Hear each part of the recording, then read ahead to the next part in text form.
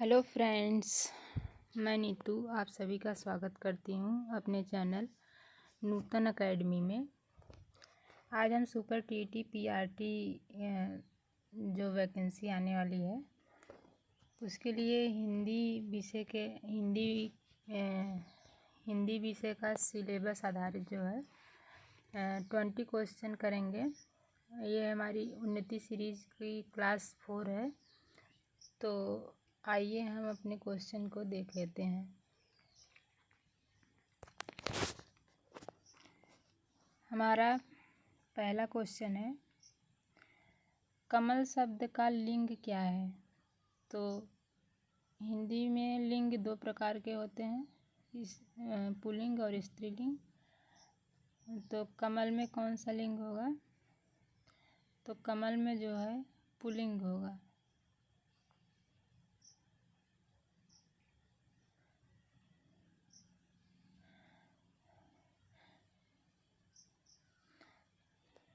अगला क्वेश्चन है, बालक का स्त्रीलिंग क्या होगा?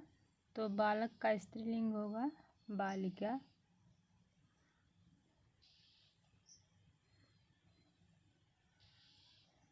सुंदर शब्द किस शब्द भेद का उदाहरण है? तो सुंदर शब्द जो है संज्ञा है, क्रिया है, विशेषण है, सर्वनाम है। तो सुंदर शब्द जो है विशेषण है।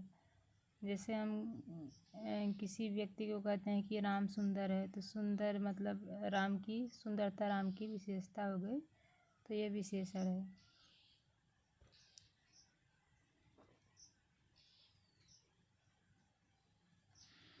अगला क्वेश्चन है, मैं किस प्रकार का सर्वनाम है? निश्चयवाचक है, पुरुषवाचक है, संबंधवाचक है, प्रश्नवाचक है।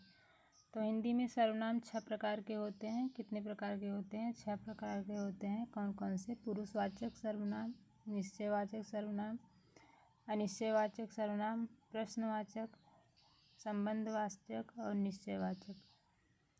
तो मैं जो है पुरुषवाचक सर्वनाम है। पुरुषवाचक सर्वनाम में भी उत्तम पुरुष है।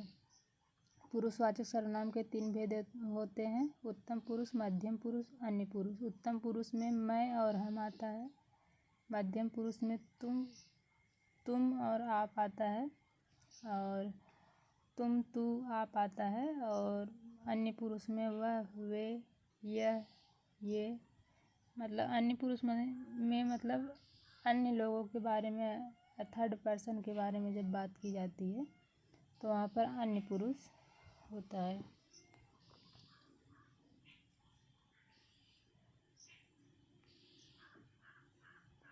राम ने फल खाया में ने कौन सा कारक है?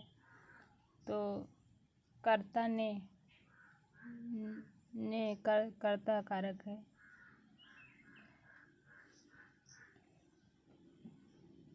कर्ता ने कर्म को करर से, द्वारा और संप्रदान के लिए अपादान से अलगाव, संबंध काके की, अधिकरण में पेपर और संबोधन हे भो अरे। तो हिंदी में कारक कितने हैं? हिंदी में कारक 8 प्रकार के होते हैं, और सभी का हमने चिन्ह बता दिया, तो इसी से पहचानते हैं। जल का पर्यायवाची क्या है? जल का पर्यायवाची इसमें वारि है, अनल है, पवन है, या गगन है। तो क्या है? तो जल का पर्यायवाची वारि है।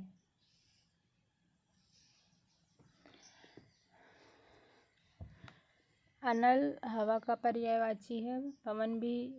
पवन का मतलब भी हवा होता है। गगन मतलब आकाश होता है। एक शब्द होता है अनिल, तो अनिल जो है वो अग्नि का पर्यायवाची है। यहाँ से क्वेश्चन कंफ्यूज करता है कि अनल या अनिल। तो अनल जो है वायु का पर्यायवाची है, और अनिल जो है वो अग्नि का पर्यायवाची है। अगला क्वेश्चन है, दिन का विलोम शब्द क्या है? तो दिन का विलोम शब्द रात है। रात्रि है।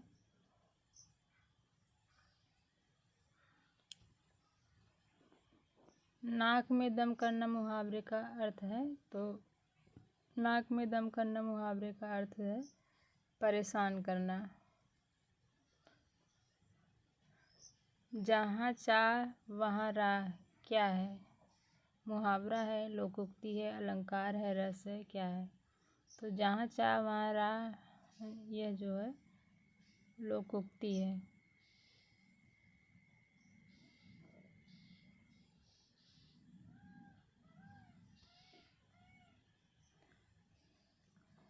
राजपुत्र का समास है, तो राजपुत्र में कौन सा समास होगा? तो इसमें कर्मधारय होगा, तत्पुरुष, द्वंद्व होगा, बहुब्रीहि होगा, तो इसमें तत्पुरुष समास होगा। तत्पुरुष समास में दूसरा पद प्रधान होता है, पहला पद गौड़ होता है।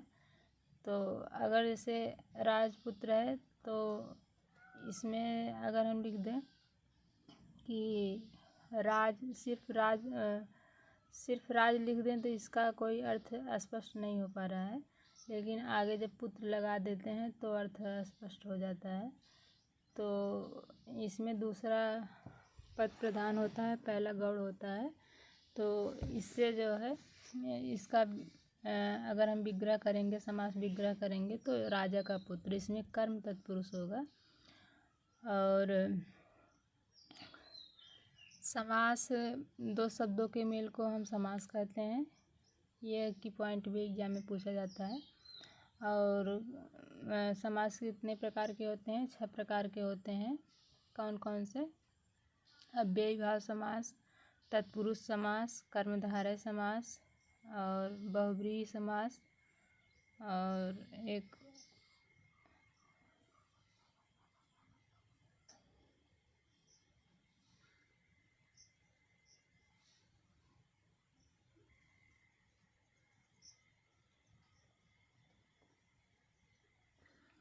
विद्यालय में कौन सी संधि है?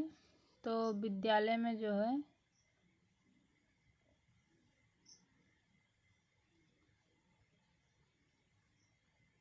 दीर्घ संधि है। और दीर्घ संधि किसे कहते हैं? तो इसका एक सूत्र है अकः सवर्णे दीर्घ। अकः मतलब होता है अक प्रत्याहार। अक प्रत्याहार में कौन कौन से वर्ण आते हैं? अ, ई, उ, री। अ, ई, उ, री। अगर इसके सामने समान स्वर आता है, मतलब आ के सामने अ या आ जाए, और ई के सामने छोटी या बड़ी ई आ जाए, ऊ के सामने छोटा ऊ या बड़ा ऊ आ जाए, और री के सामने छोटा री या बड़ा री आ जाए, तो इन दोनों को मिला करके दीर्घ हो जाता है। दीर्घ मतलब अगर अ प्लस अ के सामने अ ये प्लस अ, यही छोटा वाला आ जाए तो दोनों मिला करके आ हो जाता है। क्या हो जाता है? आ हो जाता है। वैसे छोटी ई प्लस छोटी ई ये भी मिलाकर बड़ी ई बन जाएगा। अगर बड़ी ई प्लस बड़ी ई रहेगा तब भी बड़ी ई बनेगा, और बड़ा आ प्लस बड़ा आ रहेगा तब भी बड़ा आ बनेगा। तो कुल मिलाकर के अगर अ ई उ री इनके सामने समान स्वर आते हैं तो दोनों मिलकर के दीर्घ हो जाता है। तो विद्यालय का संधि विच्छेद क्या होगा? ये भी एग्जाम में पूछता है। विद्या प्लस आलय। विद्या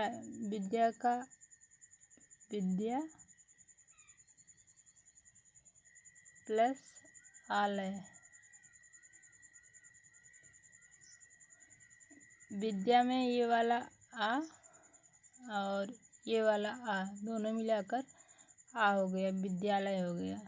दोनों दीर्घ हैं, दोनों दीर्घ हैं तो फिर भी दीर्घ ही रहेगा, तो विद्यालय हो गया। तो यहाँ पर दीर्घ संधि हो जाती है।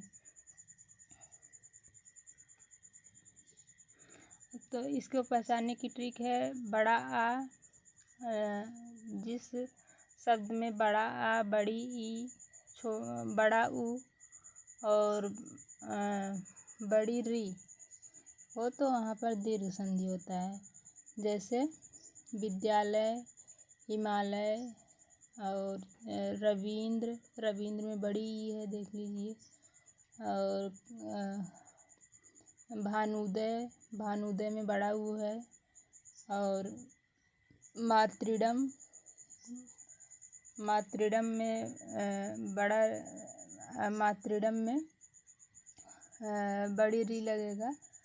कहीं कहीं हिंदी में कभी कभी ये बड़ा री नहीं देता है, तब भी माना जाता है। तो इसको पहचानने की ट्रिक क्या है, जहाँ पर बड़ा आ, बड़ी ई, बड़ी ऊ और बड़ा री हो वहाँ पर दीर्घ संधि होती है।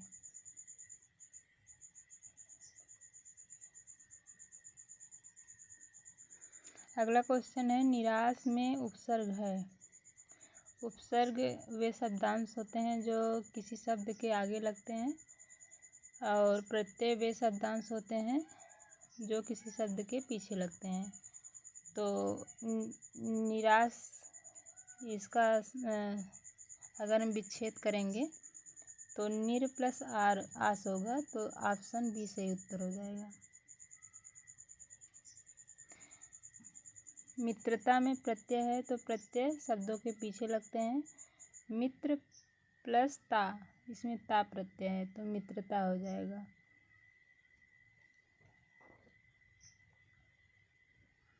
अगला क्वेश्चन है हिंदी साहित्य के आदिकाल को किस नाम से जाना जाता है। तो हिंदी साहित्य के आदिकाल को जो है वीरगाथा काल के नाम से जाना जाता है। वीरगाथा काल नाम किसने दिया था, कभी कभी ये भी एग्जाम में पूछ लेगा या पूछ सकता है। तो आचार्य रामचंद्र शुक्ल ने दिया था। और आचार्य रामचंद्र शुक्ल ने वीरगाथा काल का समय कितना बताया था, तो संभवत 1000 से 1375 तक। उनका आचार्य रामचंद्र शुक्ल का जो काल विभाजन है वो संभवत में है। संभवत जो है अगर ईस्वी में 57 साल जोड़ देंगे या संभवत में से 57 साल घटा देंगे, ईस्वी में से 57 साल जोड़ देंगे तो संभवत आ जाएगा और संभवत में 57 साल घटा देंगे तो ईस्वी आ जाएगी।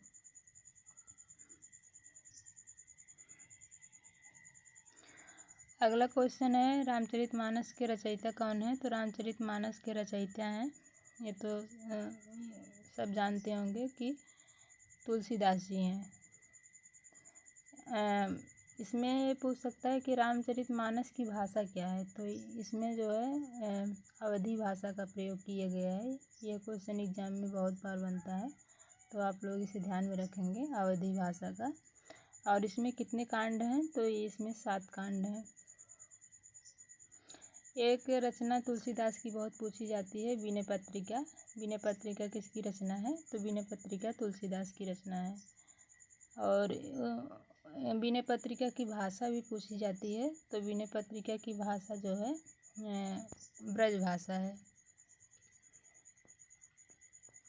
कबीर किस काल के कवि हैं, तो कबीर जो है भक्ति काल के कवि हैं।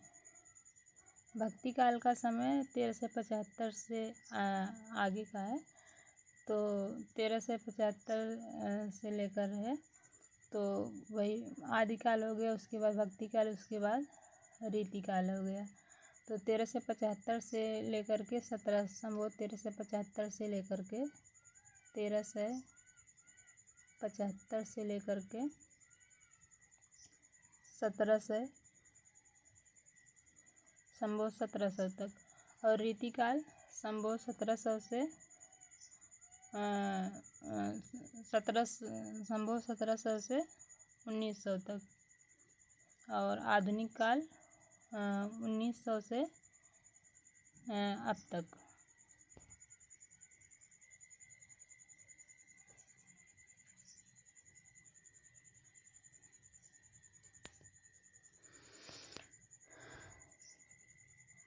साकेत के रचयिता हैं, तो साकेत के रचयिता कौन है? मैथिली शरण गुप्त हैं।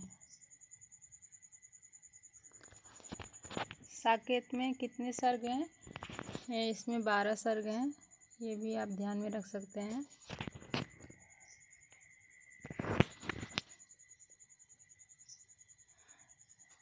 गोदान किसकी रचना है? तो गोदान जो है प्रेमचंद की रचना है।